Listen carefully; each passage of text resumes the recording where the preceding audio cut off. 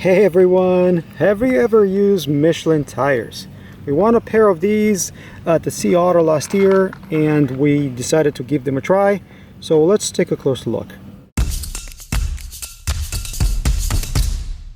The ForceAM, as the name implies, it's an all-mountain type of tire. This is the competition line. They have a performance line as well.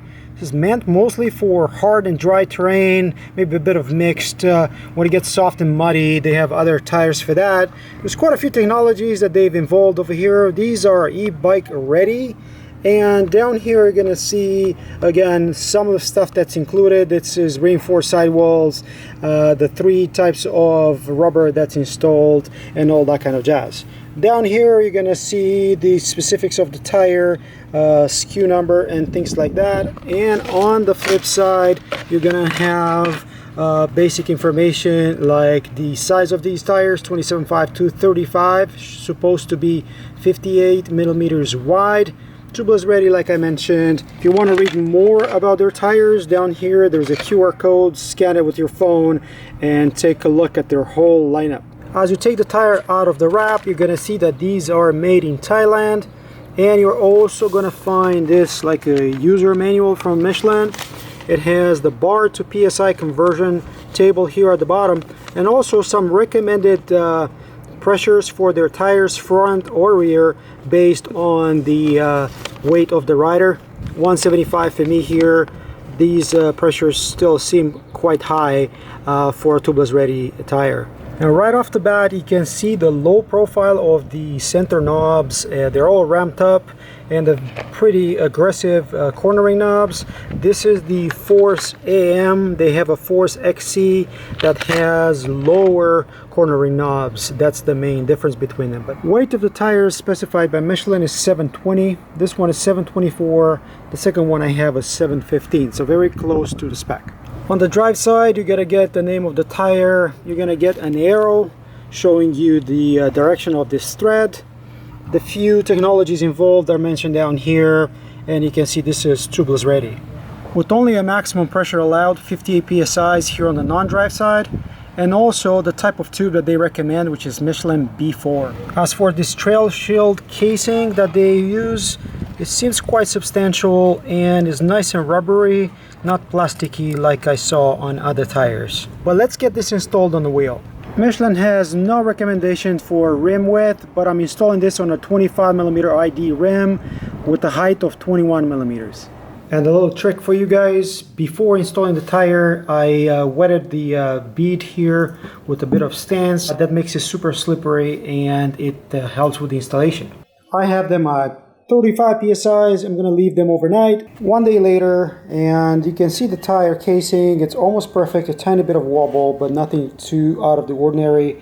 I would say the 25mm rims are probably perfect for these tires. You can see the side knobs sticking out a little bit. As for the thread pattern, you can see the V shapes here everywhere. These would be braking surfaces, ramped up rolling knobs, and pretty aggressive cornering knobs, which I'm really looking forward to try out. ETRTO from the packaging mentioned 58mm, and that's what this measures. It's pretty much side knob to side knob. That is exactly 2.3 inches. The height of this tire, casing plus center knobs, is 56mm. Remember, 21mm is the rim. As opposed to that, center knobs about 3, intermediate knobs about 3.5, and these are a beefy 4.5mm here where it starts. The rubber seems nice and soft. This is 60 TPI casing, not the most supple, but it should last a bit longer. Looking forward to taking this to the trail, see how it performs.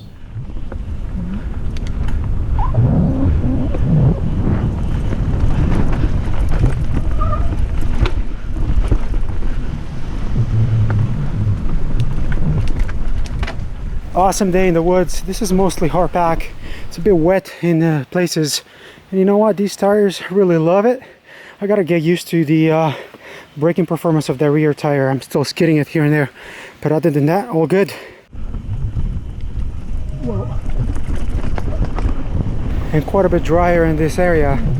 Cornering though, it's awesome. And the other thing is, I kept lowering the pressure. I think I'm at 20 up front, and maybe 24 in the back. I'm 175 kitted. Otherwise, this trail shield casing is pretty strong, pretty hard. I found it to be a bit too harsh otherwise. Alright folks, so these tires are very similar to Cross King from Continental. Very capable, low rolling resistance. Cornering is quite impressive actually. I was able to break the grip on the back quite a few times, but I guess that's expected on hardtail. But otherwise, very happy with the tires the way they are right now. Again, I'm running fairly low pressure on them. As for my video, this is it. Let me know if you guys have any questions. If you found this useful, don't forget to like, subscribe, keep an eye on social media. And until next time, hope to see you folks on the trails. Why not riding some Michelin tires? Cheers guys. Cheers.